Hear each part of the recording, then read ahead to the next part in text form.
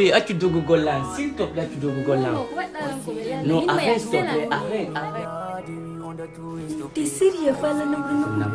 on me quitte mal. Assalamu alaikum musidɓe wonɓe jarde Diama TV ɗo e cité ensemble wakam mi salmini on goto kala inde mum e yettore mum mi salmini neniraɓe babiraɓe kotiraɓe jajiraɓe salmini yayiraɓe men ɓen bappiraɓe men e kawraɓe men mi salmini miñiraɓe men rewɓe miñiraɓe men worɓe nawnuɓe Allah jeytinanɓe hoore jaam moƴƴere sokaɓe Allah ɓe yaltora ɓe wattali ko sokiɓe kon ɓe alaka golle ɓen yo Allah hokkoroɓe kaɓe golla marɓe golle ɓen yoɓe respect de patron jiɗi mbuɗɗinɗi ɓeyde hande kadi nomi woni noon en hewtiɗo samedi asewe 6 août ñande jeegol lewru porto e ɗo e 2022 on faami ka ɗum sinama 2022 si ko guluji ɗiɗi e nogay ɗiɗi wiyete e pular e ɗo e Diama TV mi sammina on kadi mi lando siɗon e jang mimmiɗo e jang haray ko feƴƴi ɗon kon kadi mi arta e mon émission men hande samedi ko émission embami NISI mi watta ɗon kadi iɗon andi e alarba feƴƴuɗo ɗen duwano wadde émission feere heɓaki ndiyanɗan ɗuuɗi ka lawol e wawali hewde ka télé ere mo duwaɗen on tawi ere men o feƴƴi men oblisi men yilti ha hewti hande ɗon 3 yaafu e habba gongo par ce que haray ɗon andi hilan andi min kadi onon si heure on yonimo be haray no habbi Djidje Bouba e émission mum on hewta joni woda ko wadde mais non ɗo tori on yaafu e tagaɗo ko miijo wodi ko watta kuuɗe ɗen ko Allah lan ɗon timminta ko ɗum waɗi si mankodirɗen de ñande hande noon en hewtiɗo alhamdoulillahi rabbil alamina si feƴƴi ɗon hiɗon andi ndiyan ɗan waɗi hanki tan saaji moƴƴa si mi daari ko feƴƴi e hoore an min Djidje Bouba kon mi anday mo be ka suudu mum mi sikka mi fellitata kono noon ɓe inni wo si goɗɗo landike ma ko honno wiyeteɗa walla ko honno wawɗa ndaaru mo kanko e hoore makko walla ndaara mo wondi on a anday kanko e hoore makko ko honno o wayi si mi woliri noon mi sikkay kono wayrani mi hankino mo be ko noon wayrani noon orke no woodi woɓɓe kadi hara wa'ana ɗum mais wa'anoɓe no mi wa'ani hanki noon ay miɗo tori muñal par ce que ko Allah woni ballo hanki ndiyan ɗan saƴuɗo moƴƴa ɗan naati ka cuuɗi ɗan bonni buy woodi kadi ɓeranda hoore ma ndiyan ɗan naatali par ce que ko noon Allah lan ɗon waɗitta e min kam mi hoɗɗon mi neeɓi ɗon ndiyam meeɗa wonde hay ka tande amen kono hanki ɗan naatuno hay ka sambourji amen kamen walto to haka toilette kamen lotto to mais alhamdoulillahi rabbil alamina Allah kadi waɗi solution trouva iwi kadi ha la poste ko yata wono 1 heure de temps vraiment hari men gayni woncitude vraiment men hetti donc ɓe ɗum kadi heɓɓe fof hiɗen toriɓe wakkilare Allah lan ɗon wallito hen par ce que ɗon andi kadi ɓaawo ndiyan ɗan wonotako ɓaawo ndiyan ɗan wonotako si tawi woni en heɓal ndiyan en troto Allah yo Allah okkoro en ndiyan sen heɓi ndiyan ɗan kadi tawa eɗen wondi e probléme majjan seeɗa mais quand même ko noon Allah lan ɗon waɗitta en noon parfois noon kadi o hollay en e honno wondirten e makko e si ɗum ɗon feƴƴi toujours kadi ka ndiyam woni adde fii men enen jooma nde ɓeygure nden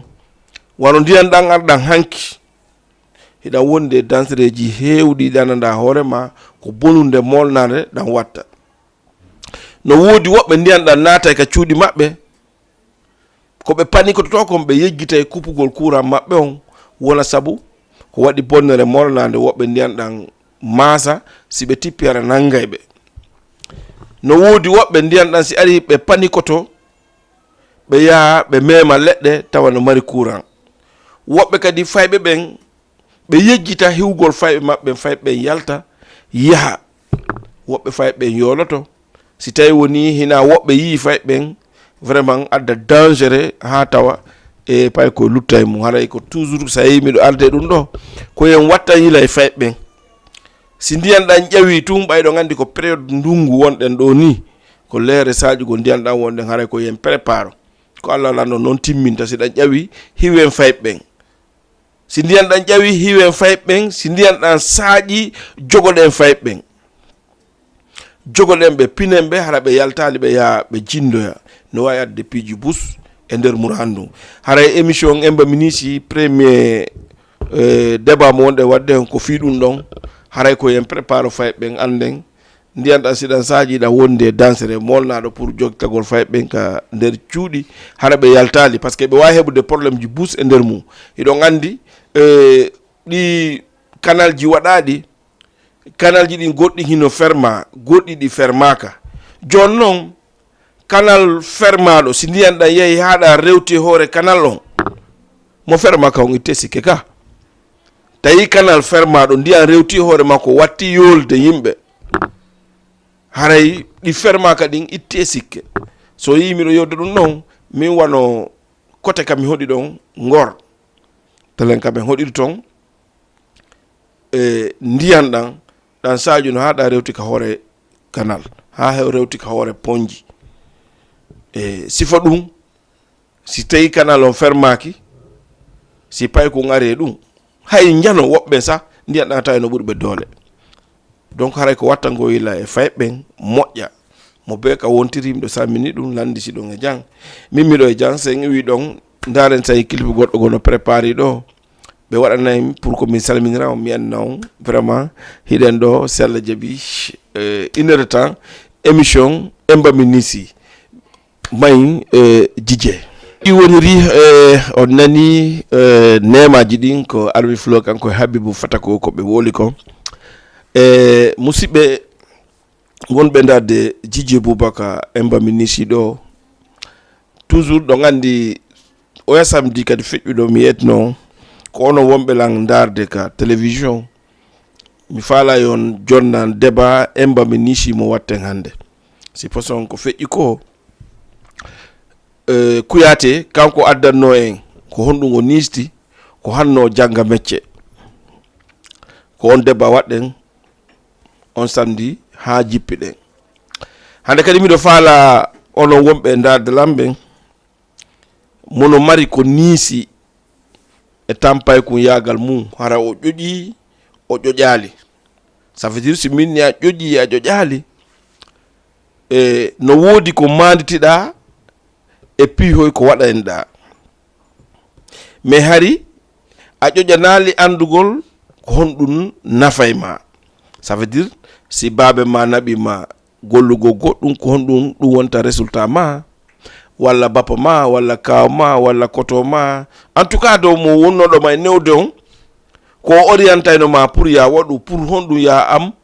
ya heɓu résultat sa janɗi tawata a defanda e hoorema ko falɗa foppa waɗay ko ɗum woni ƴoƴi ƴoƴali kala ko waɗɗaɗa ɗon fewn ɗon harayɗa manditi harayɗa manti joni noon yahoya noon ha janɗa anda noon konko wiyanoɗa ya waɗu sa waɗ noon koko nafay ma saloɗa noon ɗum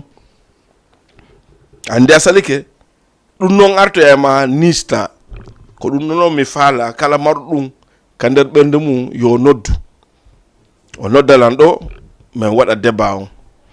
numéro téléphone on ko 78 116 82 38 78 116 82 38 yeɗɗa lan ko honɗum an woodi ko nisɗa e nder paygel ma ɓay a janɗi chaque fois sa jooɗi ke si arte ma tum tawa hiɗa nisti joɗɗa ina hara hanki wona eno hande mi waɗa eno konko mi wiyano yo mi waɗu mi sali haray miɗo tori onon wonɓe darde lamɓe marɗo on susiɗo on fof yo noddan yewten fi on débat ko honɗum wonnen yewtidde wona an pour ma an wiyanoɗo e waɗ ɗum saliɗa on na digi ma ande ko fi ɓeɓeranɗa hoorema no jooɗi hino naɓede fewnɗo ni ko ɓe fayɓe mais fayɓe joni koyeɗen no uditi no woodi piiji goosi ɓe daariri ɓe naniɗi tum ɓe yii ɓe jagga ka hoore no waɗna ɓe piiji goɗɗi goo a faami ka e kadi embami NISI on wona kum pay ku naɓano kum jande tum sali janngugol na kun tum jeeyi embami NISI no woodi ga kadi e ɓen mawɓe duwaɓe naɓude ɓiɗɗo mum janngugol tawa ɓe welsindi e ɓiɗɗo maɓɓe on ɓe naɓalmo janngol mecce ɓe naɓalmo janngol alqurana ɓe naɓalmo janngol école français taw hay fus ko ɓe naɓi mo ala kamɓe kadi ɓe yaha ha ɓe jooɗo ɓe ndista ɓe nista ko hanno mina ba kum pay kun an waɗugol ɗum ɗon hande mi yi gore makko kaari joni waɗa hunde kaari pourtant fendo ko on naɓete ko min ɗowtuno bam makko naɓi mo walla mi fottuno e bam makko illano naɓude mo ɗum fof kadi no arta e jano kankadi o nista on faami ka donc no mi wuren noon numéro téléphone o ko plus 221 78 116 82 38 pour wonɓe extérieur en salmini face men on Côte d'Ivoire e wonɓe toɓɓe fof wonɓe darde ɓen fof hiɗon andi enen ɓe wonɓe yaltugol ngol gollugol ngol no waɗi façon ji buy e golle ɗen no woodi ɓeranda hoorema ko waɗoɓe commerce no woodi ɓonɗanda hoorema ko gardoɓe no woodi aleykum salam allo on jarama allo on jarama ok mi sikki tumɓe yehi taw no woodi wonɓe maɓɓe ko gardoɓe woɓɓe no toon ko liggotoɓe ligge nder suudu donc joni noon no woodi woɓɓe toon ko liggotoɓe ligge doole ɓapata ɗo noon ha Allah okkora ɓe fayɓe maɓɓe walla hara ɓe accuno fay maɓɓe fuuta ɓe yetta ɓen fayɓe ɓe adda takko maɓɓe sikkitungol o noddi allo salamu aleykum waaleykum salam on jarama jam ko jantun ko hombo e ka honto noddo toon ko Alpha Omar depuis Mamel Alpha Omaru depuis Mamel Alpha Omar Mamel no wayi ɗa e jam jam tun naalata yedde Allah Alpha Omaru ɓeygu no foppuno e jam ɗan faala komi ɗon son sayfon vidéo son sayfon question kaw gongon ɓurti ɗon ok ko télé wonɗo e darde walla ko ka connexion wonɗo ko télé on télé wonɗo darde no laapoy ka ok minni ko honɗum marɗa ko nistuɗa fewndo ko wonɗa pay kumba e jandi ɗo ko wonɗa mijitade non minni ko wonɗa pay kumba e jandi fewndo ko honɗum wonɗa e joolade mijito taweɗa nisti ko hanno waɗa ɗum ko école on ha école on par ce que noon are mawɓe ngala moyen ko kamɓe woni nadanoma walla ko ɓe nadano ko a woni jaɓali janggude ɓe naatnolan ko noon mi yano ha wano examen ni mi tawi ok o yahi taw woɓe nannomo o yahi ha examen ko ɗon o kupi mi sikki tun no wonno gasa wonno arta o explique na en pour wawen famude ko woli kon anden histoire makko on ko honno waɗi donc on nani kanko ko école on ça veut dire on andi o naatno école no woliri noon ko débat makko on premier on ko wondema mawɓe ɓe alano moyen goɗɗo kadi konki ndare sen heɓaymo allo on jarama e ɗon e jam ko jantun inde nde e kanaɗo toon Amadou Diallo ko honto wonɗon Pandia Dakar woni Dakar ne ara miɗo yuro salmino awa ko télé wonɗo darde walla kaka connexion ka télé non e darde no laabi poy ka wallahi poy ara miɗo weltani on ok Amadou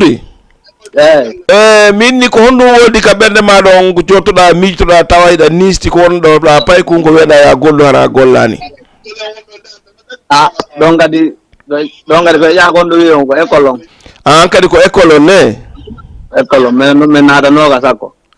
onon on naatanoka ko mawɓe sali on nadde walla ko honno woniri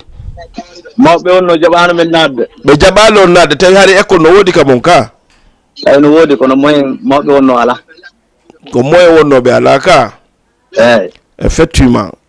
ara miɗo yuro ɓe pandiya fou ɓe pandiya ne ɓe pandiya ko honto jeeya pandiya ko gawal binani jeeya gawal binani ka waaw gonga ma gawal bona ok joni wiɗa ko clip bombo me okkayma clip bombo ɓe okkatalan awa ara be walla jonna ndongodo bayle zaro baylo dara bayle zar ah baliejar voilà ok mi okkete mo nani yes a hokki mo yombo no kimo lamin pandia pandia e alim pandia nam e hombo pandia on fo no kimo jeunesse pandia on foka ara no kimo mo pogo ok jarama voilà ko non tigi wondiri musibbe e on jentike odo kadi no adri non ko kankadi ko école woni ko nisti ko jangano kanko non o précisi mako bembe alano moyen fi nadugol maka école bodu wadi be nadal maka école mais donc kadi mi do lanto seeda jama on fu no hakkile de burda non e no yagi kin burda non depuis élève no musiri no walla musira no ha goddo non kana de pay ko mu goddo kadi konki allo assalamu alaikum salam on jarama on jarama tamama alhamdulillah ko hombe ko honto do ton Muhammad Lamarana Diallo men no dental Muhammad Lamarana Diallo benatal hido nge jam jonto na wata yetude Allah Muhammad Lamarana Diallo ko hondu mardon ko nis don ko wondon pay kun ko ina do yo gollu sali do walla ko waddon taw don hido nisti football rek football hado wawno jouer football be sali on wallitade walla ko honno woniri no men kay mo men na falta ko no re men de men falano hado on falano on natali men natale bay fanano ma on digi sara baba kay mo fay ko walli to dum tan satti sara ko mais avant be waltoma an hari est ce que a holiri da fala hadda yaade wada entraînement en gore ma ben da gagna ton pijigo walla ko honno woniri ar me fala kay sagal mo mi do fala kay no andi holtugo ngo ko façon ji didi no wodi argo ina babe mi do fala walla mi nata mi joue ballon no wodi kadi yawgol jokka entraînement on ha tawa gore mabe watta arande makam babe ma be na pay kon kum mede fala yaade nokkel kari yetul adon ina babe walla la mi joue don kadi ko holtugol ko ndu ngemo wadda en tout cas kay ñaari yaani kono woto peti yaani ko ma be woto be ni no kame yara jetu non taw hanjum ko do wonto har non Ousmane da continue da jouer wala re ala jouer hay noku ala jouer ko Dakar do wono da wala ko Fouta kamen non ko Conakry Conakry ne d'accord har ko Bundes watta wala ko ko Bundes wadanda wala ko Grand Camp non ko Grand Camp ka bako ok match de ko match de duma honno quartier wala match de honno wala ndon match de quartier ne hadi fay be watti marande kama ben ton pour yo jouer on ok ko gonga ma donc tay woni dum do woniri no ma be do no ma walitade vraiment ala pa ko nga bi odo on enteran Zaga boy yes awki mo yombo joni woki mo kamana ndar tele Jama TV merci beaucoup a jarama ok voilà kono tiki woniri musibbe wombe darde Jama TV enenge jije Boubacar émission emba minisi kadibi émission ko dum mi hala ni on minni goto kala goto no wodi ko nanda hoore ma no wodi ko niska bernde makko minni Boubacar mi wondo no wodi ko niska bernde an kon no wadi goddo so woni paykum no wodi piji nanda hoore ma watade timminde fo ko ili fo o wallite o forcer sikitu goddo no dindaren sen hebay mo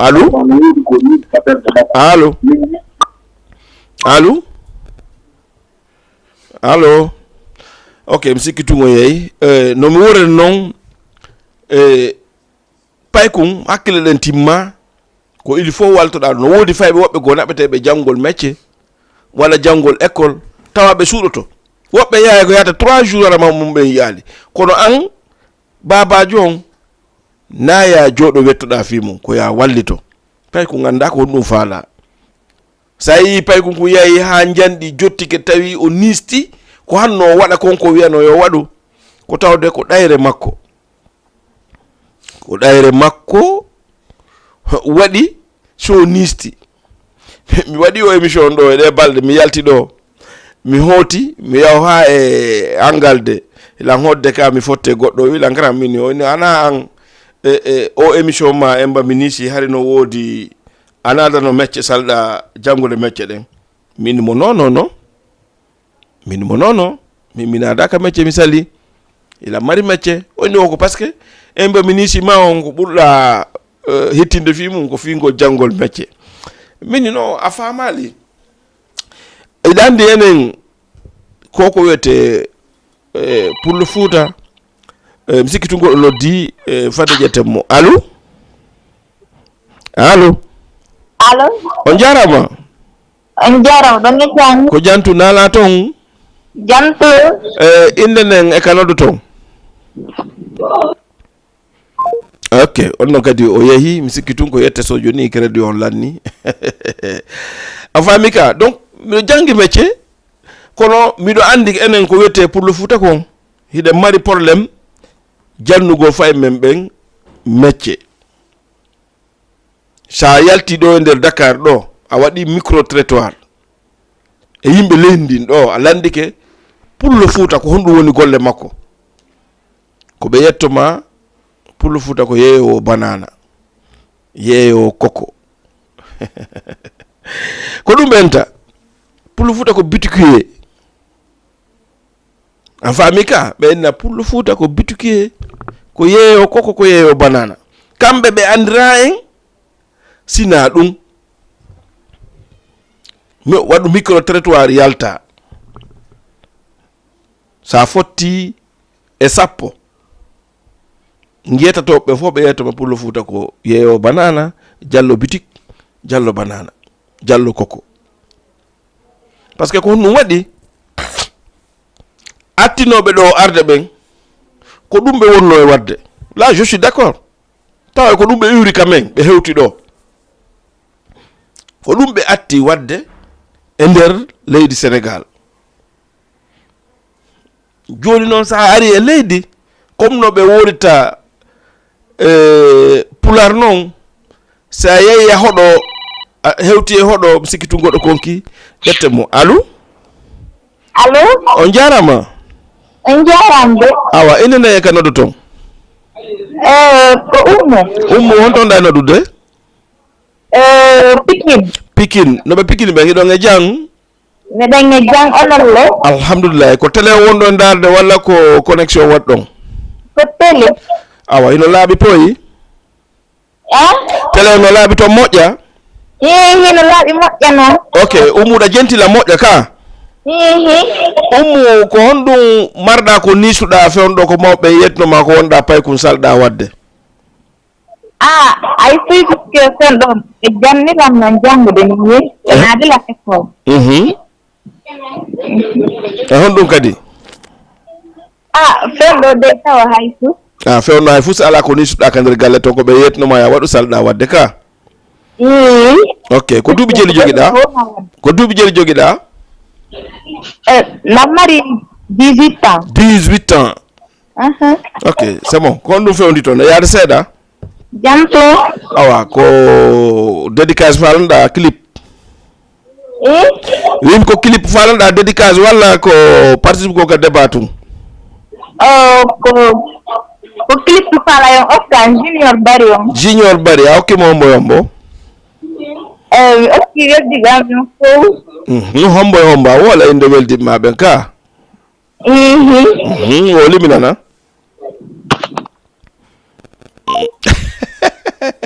ummu yeyi ka ok en salminimo kanko e wonɓe Pikine ɓen fof salmini kamɓe wonɓe toon ɓen fof vraiment o weltanama kankadi vraiment o inni ko 18 ans o jogui himo jangude vraiment himo weltana kankadi en andi nini ndi taw o heɓal taw ko nisti par ce que mo respecti ko mawɓe wi ko ɓe naadimo janggol ngol donc on nani oɗa kadi ko affaire football o wonno o yiɗi ballon o mais mawɓe ɓe jaɓama waltade goɗɗo kadi konki ƴetten mo allo allo allo ayi ok ko affaire ballon football o falno o wi lan hari ko matchude quartier waɗayno hakkude maɓɓe kamɓe quartier ji ɗin ton sukaɓe kadi watti arde kam maɓɓe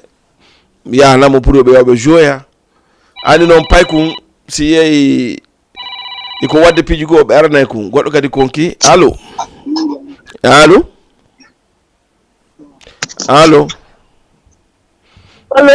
on jarama allo ok musidɓe mi faalete ɓay ko digi mon joƴƴini lan ɗo ko digi an woni on e joƴƴinde joɗo fewta écran o haray komi faala so tawi woni on heeɗi ko émission o on heeɓi ko intéressé on gaɗo ƴedde crédit mon o noddon on ɗuyta e télé on taw itton volume télé on yewten ka téléphone haray ɗo renti image on e kono ɗe nanodirde ka téléphone sabu komi wolta ɗo kon ka télé réseau mum on yatta e télé e téléphone o goɗɗo kadi konki allo allo allo salamu aleykum waaleykum salam on jarama on jarama awa ko homɓe ko honto noddoton ko rue 19 angal 22 rue 19 angal 22 inde mon nden non mi ñawlike inde ɗen o ñawlike on to mi yoɓata on noon awa awa bisimilla min ni ok nam ɗo jentila moƴƴa ka eɗen jenti voilà ko honɗum mawɓen woni ko ɓe tindino on ko wonɗon paykum sali ɗon ɓay o janɗi joni no mandike tawi ɗon nisti fewn ɗo non ni moom alhamdulillah mi nista hay fuska eyi mais mi nani nane hiɗon yewta yewtere fi affaire eɗen fuuga fuuta ɗen fi métier on mi tawi il faut que mi naata nder ton par ce que min mera nadde ɗi programme ji ɗon men émission no waɗi importance tan dal merci beaucoup par ce que ko enen kadi fuuga fuuta ɗen ɓen duwa courage ude ɓiɓɓe men ɓen ɓe jangga métier ɓe jangga nam par ce que min pour an piiji busmi ko ɗum tardini en haray émission no mari amno solo gongo fuɗɗe merci beaucoup merci machallah haray o yaltanama mi weltanike o noon kadi nani yallah ɓeyɗan télé on naɓa mo ha fofo anda fi télé o allahuma amina allahuma amina haray émission ji men ɗi machallah oɗo émission mo machallah merci beaucoup on jarama mi weltike ok merci beaucoup merci beaucoup voilà ko ɗon tigui woniri ɓe rivende on ɓe salminama ɓe ñawli inde nden kono noon kono hendorte koɓe ñawli en konko ɗum ɗo woni probléme o mais quand même ɓe weltanama noon tigui woniri no woni noon ko fii ka janggo métier mi wonno wolde mi haali noon attinoɓe nadde ɗo ɓen ko gueyguɓe natiri ɗo kono warti ɓe nayi diallo banana diallo boutique diallo koko ko ɓen ɗon atti en sincande ɗum noon par ce que ko ɗum ɓe ardi ɗo non en raɗaki mais pourquoi an a ari goɗɗo konki ƴetten mo allo allo voilà o yeeyi an a ari a yeeyi tabum ma koko walla tabum ma tangal walla banana ha a utti boutique a utti magasin a jooɗike a ƴammi a ƴetti a jiidike pour honɗum a sansali ide ɓiɓɓe ma ɓen jannaɓe métier métier ko ko yeta ko banque mo ananda hoore ma marɗo on no wiyete fada goɗɗo kadi konki allo allo salamu aleykum waaleykum salam on jarama ɗon jang ko jantum inene kanoɗo toon ko kadi sala yewtude na émission on woni yewtude bisimilla wimi inde mon nen ko holno inete ɗon yo mi weltori télé mon ko lottonno ko mi weltori haala fulal o awa inde mon nen ko Mamadou Sadio wiyetemi Mamadou Sadio ko honto wonɗon ɗo ɗum Mamadou Sadio ba wonɗo rivende ɗo rivende mi naati mi yaltu a rivende ne ko Sadio ba wiyetemi oui min mi anda si tawi ko télé wonta ko bon son ɗuytta télé on tawa famodire ka téléphone mi nani ɗuyte télé on taw ɗuyte télé on ƴettuɗen ka téléphone allo eyi joni noon min weltori yewtere mon nden ɗo mbiɗa weltori awa continue oy miɗo heɗi on joni hara miɗo weltori haala fulalo awa on jarama mi weltike nani allo miɗo heɗi on ok mi sikki tun fenɗo ɓeɗo ɓe ala natodire taw haray en samminiɓe kaɓe wonton kamɓe ko weltaɓe kon fof e ɓe gurne fof nomi worin noon e a ƴammi a ƴetti ko ɗum haɗi ƴetta ɓiɓɓemaɓe naataɓe métier min ni on métier ko banque mo ala sek on andi sa ƴetti mbuuɗi maɗi ga naɓi ka banque ɓe jonte kaydiri hollirdi hiɗa mari toon mbuuɗi kono on sek sa hettoye ɗi mbuuɗi a winday signa si jonnaɓe ɓe jonte ko waɗnoɗa ton ko métier ɗen ko noon ɗe way mi sikki tun goɗo noddi kadi ndaari sen hen to mo allo on jarama ok ɓe yeehi métier ɗen ko noon ɗe way sa naadi ɓiɗɗo ma o métier o jangi o waawi métier perdata métier ɗen no wawi on sek mo mi numa ɓiɗɗo ma on no wawi walade ɗaano o jooɗo lewru lebbi ɗiɗi o gollali ñande wotere goɗɗo nodda mo ina arma waɗanala hunde kaari o liggo ɗon o heɓa ɗon ɓuri ko heɓayno 2 mois 3 mois kon ko métier tun wawan ɗum goɗɗo noon hino janga métier ha wawa akkita ɗe métier o waɗa commerce no woodi waɗɓe ɗum ɓe janga métier maɓɓe ɗen ha ɓe wawa ɓe liggo e ɗen métier ha lawkora ɓe ɗon mbuuɗi ɓe akkita métier ɗen ɓe waɗa commerce ndaare gentela moƴƴa écoutez moƴƴa ɓe waɗa commerce on ha e ereji goo ɓe yana fes mbuɗɗin perda marchandise on perda place ko ɓe jogino fop bona few ɓe yiltito ka suudu ɓe jooɗo 2 mois 3 mois 4 mois ɓe yida e gorejo maɓɓe ɓe goldayno mbari commerce on boniri lan joni ɗaya ligga si ari joni noddan oyna effectivement Allah waɗi miɗo jogui sance walla miɗo jogui ɗum ɗo e ɗum ɗo en tout cas e métier ɗen dal ɗon tigui jangui ɗen miɗo jogui arma e gollen ndaari o jangino métier makko ɗon waɗi commerce 2 ans walla 3 ans walla 5 ans kanko andi walla 10 ans ala ko rimo mbuuɗi ha buy andi mo jogui mbuuɗi e nder on 10 ans yani e nder 1 an jente moƴƴe o yani e nder 1 an o yani o yilto jooɗo 2 mois 3 mois o yaha yeto gorejo makko ina armay o yaha o jonnamo ka o golla ina gollu ɗo gére ɗo mi gére ɗo ɓe tappa ɗon 2 3 mois 4 mois 6 mois nde 1 an o no timmita so laaɓanima hara o retrapi koko perduno fof goɗɗo kadi konki allo salamu aleykum waaleykum salam on jarama jantu inde jam o jantu inde nayi kanoɗo toon ko min nodnoɗo sank nane Alpha Omar depuis Wakam oui Alpha Omar naam Alpha Omar dana jam ko jantu onolle toon alhamdulillah Alpha Omar miɗo heeɗima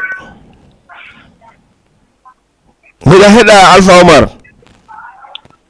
miɗo heeɗa way ko antum men heɗiti way ko on ɗum falana participde kadi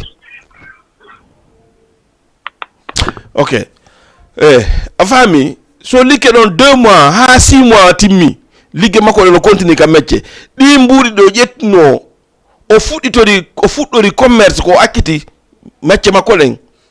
hara o heɓi wa majji kadi wona ɓuri majji ndaaremo de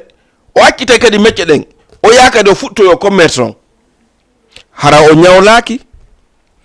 o toraki o wujjali o triyannali ko wawane ɗum fof ko métier tun wawan ɗum tagaɗo jangaɗe wawa timminaɗe ɗa respecti liggoɗa e majji ha heɓa 1 million 2 million waɗa risque ƴetta fop naɓa sooda marchandise ara fuɗɗa yeygol yeeya pendant 1 an 2 ans 3 ans ha 10 ans yona perda e nder 1 an yiltuɗa kadi ka métier liggitoɗa ɗon ko yata wano 1 an hebita kadi wono 2 millions yoda kadi risque ya kon na commerce mecce tu way dum wadi sida yewde dum do ko fi enen be wombe e liggade commerçant ben angandi ko ligge dole watta walto fa be janga mecce c'est bon goddo kadi ko ki ndaren hebay mo allo o yahi oyna be commerçant be wado be commerce be mi wona yewde dum te commerçant jo no wodi be nanda horema sa jangu commerce parce que jangu commerce marchand no wodi yawbe jangi ka école ha andi no natite do yaltite ha hebugo kaydi dumanno fu benno ton be arobe ka tawa koto mum walla bappa mum walla kaw mum no utti bitiki mum walla magasin mum no jodi no yeede o ara o wona don ha o sendira ko honno sodirte ko honno nyawlorte ko honno nyawlinirte ko honno jantirte sa naadi 100 francs ko duwada hebude sa naadi 1000 francs jon dum duwada hebude ben kadi no ton kono anti ben sibe don be jangi don ha be wawi be munyi ke don ha be yobama don ha be yey don ko hebata 300,000 walla 1 million walla 2 millions be yey be utto da boutique walla be utto da magasin be fuddi ke yede don go si be yeyi jarali ko yiltagol baawo be woni si be yeyi jari yayi ha lawol boni ko yiltagol baawo be woni parce que ko no hikoto don ko be yahay be nyawlo yo goddo kadi konki allo bala on fami ka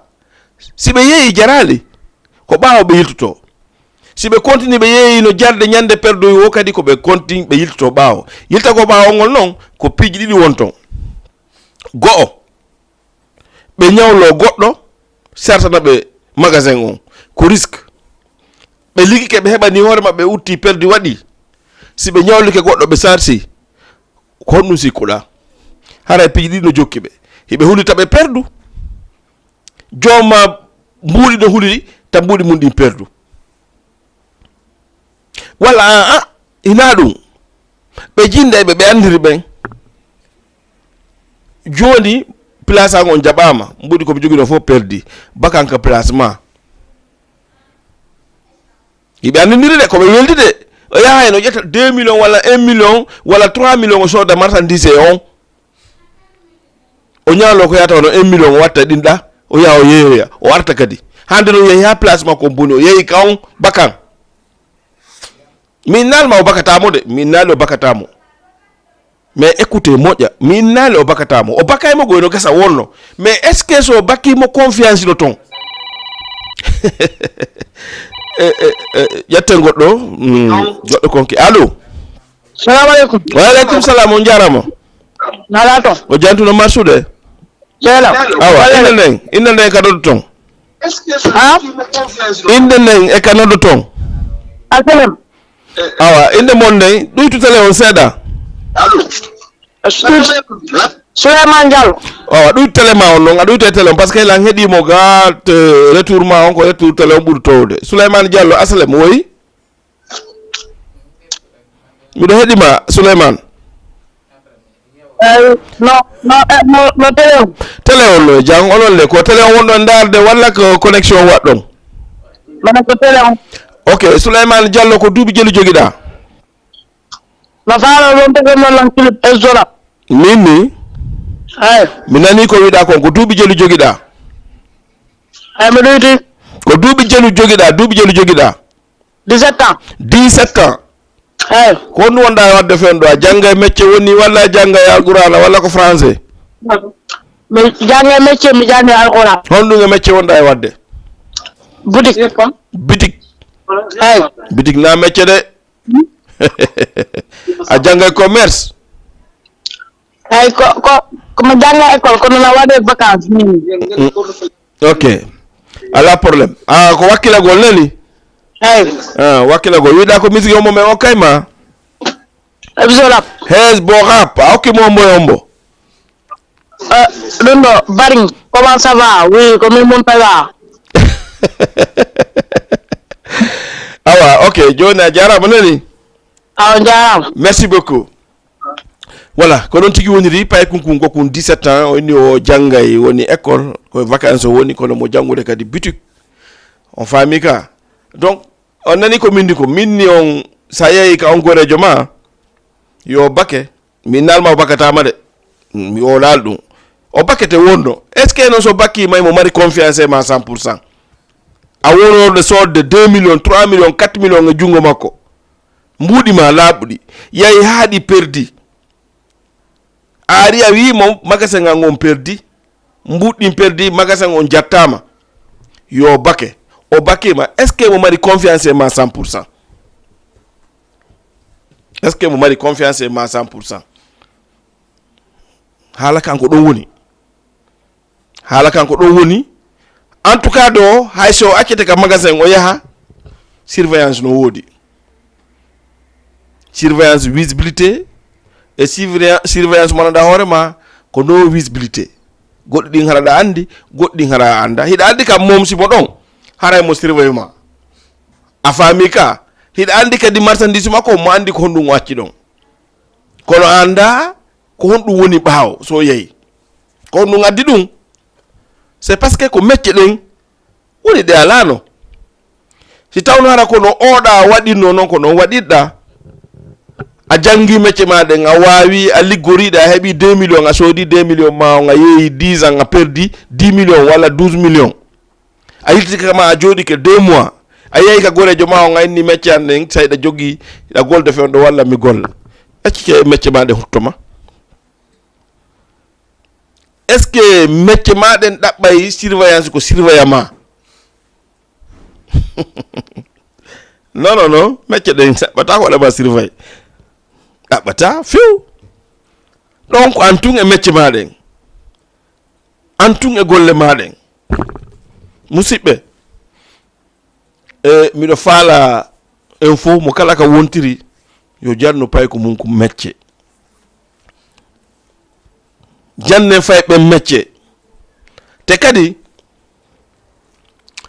be yimbe ni ledi ka wonden do hibe gagnoren domenji buy be gagnoren piji buy be gagnoren so yi yaay haabe wolna ndundo mi wolay do direct be yeto en enen ko Dakar do woni Paris men on enen Guinée en no fandi pour le foot mo nana haldu be ne ko Dakar do woni France men on wadi kambe le do yimbe lende be na bay pay ko mabbe jangol école écoutez là jentela moja de be na bay mo jangol école vacances yoni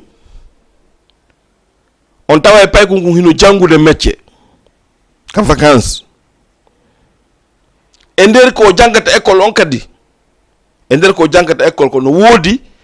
niveau manada horma ka fewno to tay woni o jangata o ala cours bimbi o mari cours kikide hande kadi be varié mo complètement on andi mo jangude métier ka joni cours ji makko din sans ke joni ko cours kikide to o mari wala so hebi cours hande bimbi jango o ala cours bimbi ko kikide o mari gentelande honno be watta hande bimbi mo mari cours o dawa o ya jango e cours makko ha gere so jippike o arta ka o jangata métier don o liggo don ha o jippo o arta ka galle jango bimbi o ala cours bimbi so immike o lotike o yari kafe o yayi ka métier ha ere jangungol yona o yayi jangugol ko non be gollirta non si tay woni fet ari si baabe makko ko yeeyo wara baabe makko ko yeeyo mi faala on wiide baabe makko ko commerçant jo si fet no wodi golle alaka atelier mabbe kaka baabe makko gollata don yeeta don ko don bettamo il fait le commerce o yeeya don pay kunde kun timma 18 ans à 20 ans 22 ans atawa ko timmindo métier ko wawdo yeeyde mo timmini métier makko len himo waawi yeeyde pay ko mabbe ka timmi 12 ans fo ka timmi 12 ans be varié mo ene no futa men en jabata variété biddo men ya fo do la non ka langage parce que ko en fo min kadi ko pour le commun kono en jabata variété fay membe en jabata jo nom de toriyon enen kadi udditen hakkille men ɗen akkiten gite men ɗen e yimɓe ɓe wonɗen ka mum ɓe ndaare ko ɓe woni e golden ko e gore ma si jarni darni étage na yaltu contre makko kono toro Allah yo Allah okkore sifa on étage hewre moƴƴere anda ko no heɓiri kono an yo Allah okkore no moƴƴiri ko ɗum woni surveillogol mo woni ka mum on faami kono enen en jaɓata ɗum a yalta e katalol ɗo ko fayi koye pullo fuuta tu yiyata no dogalo jinda birdi ɓorde bimbi ha kikiɗe ɓorde bimbi ha kikiɗe fayɓe men ɓen tun dogata pourquoi pas enen e wata retede defiɓe men ɓen e hoore ko mi wolta ko on noon wona noon kadi fulɓe fuuta ɓen fowde no woodi ɓeranda hoore mum kañum kadi no encadre ɓiɓɓe mum ɓen ça c'est vrai no woodi encadre ɓe ɓiɓɓe mum no woodi noon ɓe encadre ɓiɓɓe mum ɓen ɓe jogaki ɓe ala temps ɓiɓɓe ɓen joni noon sa ala temps ɓiɗɗo ma ko no ɓiɗɗo ma wawata évolude hoore mum andi ɓiɗɗo ma sa janni mo métier o wawi so wawi métier makko ɗen o wawi nafude hoore makko hande kadi o ala probléme e ma aucun probléme ala e ma donc wakkilo ɗen waltoɗen fayɓe ɓen o faami ka wakkilo ɗen waltoɗen fayɓe ɓen haray mi salmini on goto kala inde mum nden e yettore mum nden émission men on ko INBHA mi NISI la gandi ala kanka ɗuuɗi kono ko sikkugol lan haray haala kanko ko marque important ko ɗum waɗi silan wolan nden yen waɗu ɗum no heewi men yaltuɓe tawa ɓe jogaki métier mais ɓe ara Allah koraɓe poste uji moƴƴi ka golle ina golle doole tawa ko golle expérience kono doole ɗen tawete ɓe liggoɗo ga ɓe heɓa hen ɓiɓɓe bon ko ɓen wona haalande ɓe wallu ɓiɓɓe jangga métier bon ɗon e yahay ka régie ndaare sen heɓa clip goto comme ça Djidji Boubacar kadi wawa fofotagol gokkum ƴetten café ka voilà mayen ka régie Djidji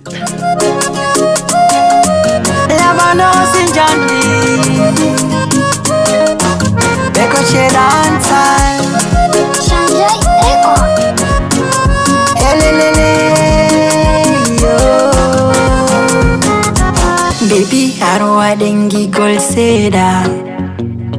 Baby, selluti dina banka mada. What I been nano? Baby, arwa dengi gol seda. Baby, selluti dina banka mada. What I been nano? Ko arbenel gilam nange yalta inge jemma. Ko do mi donna kangi yange bota ko poma. Gigol no maridole single nangi no yola. Mi iro mi tallo mi lando sita wiko gonga. Maro si tarto birndo iro si jora. Odo juta sako wana na miliunu. Odo osemba sako wana na midongal. Odo ofanda sako wana na minaila. Baby, gigol mangol aminai, baby. Gigol mangol fijinai, baby. Gigol mangol jalinai, baby. Gigol mangol bunkinai, baby. Arwa den gigol seda.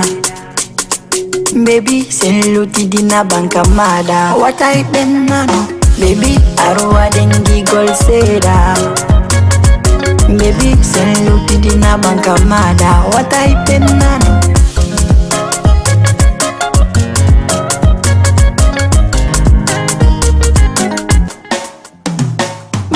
Gido no yurmi fijir tage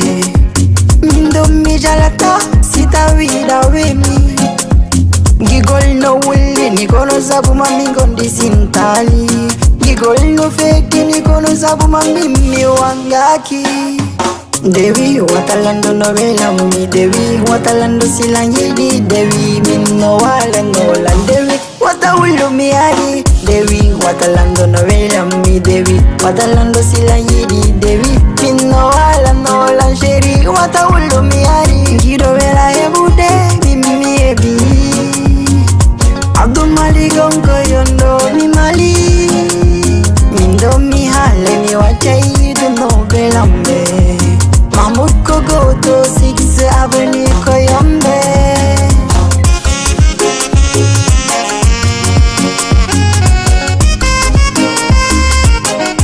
Oiko kila kila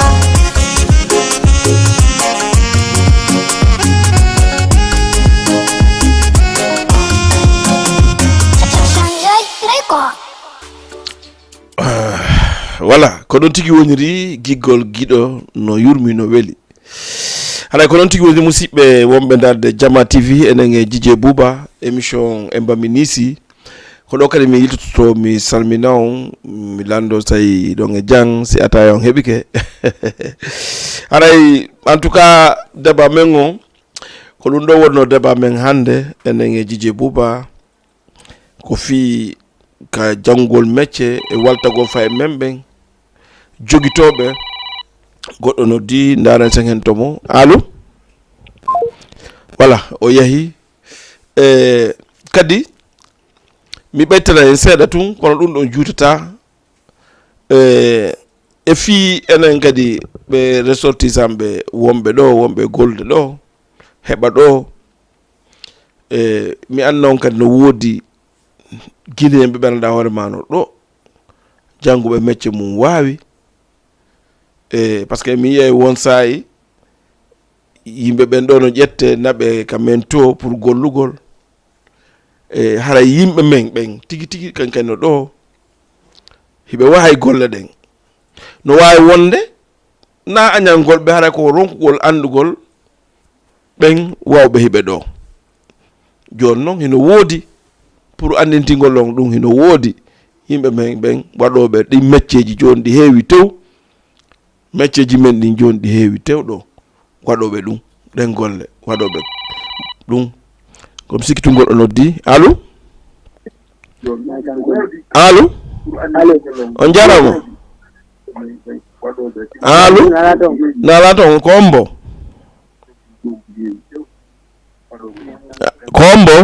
allo oui ko ombo kono woni ka émission way ko ɗo woni ka émission ko an ombo nala toon ko jantum inde ma nden ko Ablaye ɗu télé on taw ɗuyte télé o naɗen e famode ta moƴƴa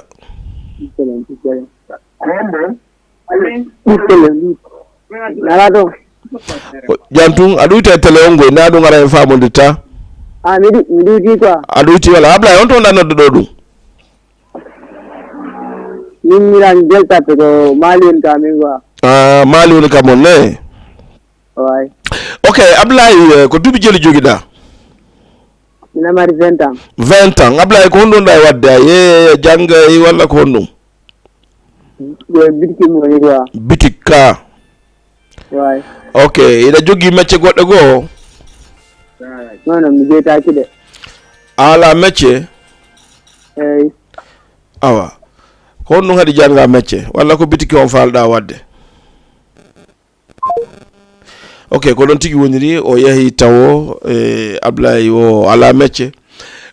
ko bitiki o woni en salminimo kanko ko weltaka mo kon fof haray ko noon mi woni noon métier ɗen joni yimɓe men ɓen jooɗiɓe ɗo ɓen andingol ɓe fuu ƴettugol ɗo ouvrier o naɓa Guiné awa yimɓe men ɓen tigi tigi Guiné ɓen kanken no jogui ɗum jooɗi ɗi métier ji ɗon métier ji ɗin fof kala ko falɗa e métier ji ɗin fof ɓe jogui wona menuisier na ferrailleur na carreleur na faux plafond na peinture en famille hina électricité hina étanchéité est ce qu'on famille kala ko falɗa e métier men ɗen joni Guinéen ɓen alhamdoulillahi joni hiɓe foore mum e nder Sénégal ɗo haray ko andintingol on ɗum tun wonno komi falno wattande en ɗo pour yo andu onon naɓoɓe ouvrier ɓen Guiné ɓen joni ɗum no woodi ɗo kadi no faara ɗo fof no woodi haray mi sammini on goto kala inde mum nden e yettore mum nden e langandi émission men on kadi ko ɗo woni haaɗude inchallah ha mercredi à partir de 21h30 ha 22h30 donc émission la Guinéke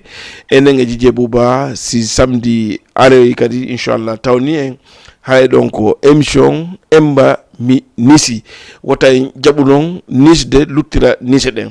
kono woni jaɓugol nisugol nu luttitira kadi nise ɗen ko ya nisu ko bawi ma naɓuno ma janngol a janngali joɗɗa e ɗum ɗon ha heɓa ɓiɗɗo ma kadi salɗamo jannude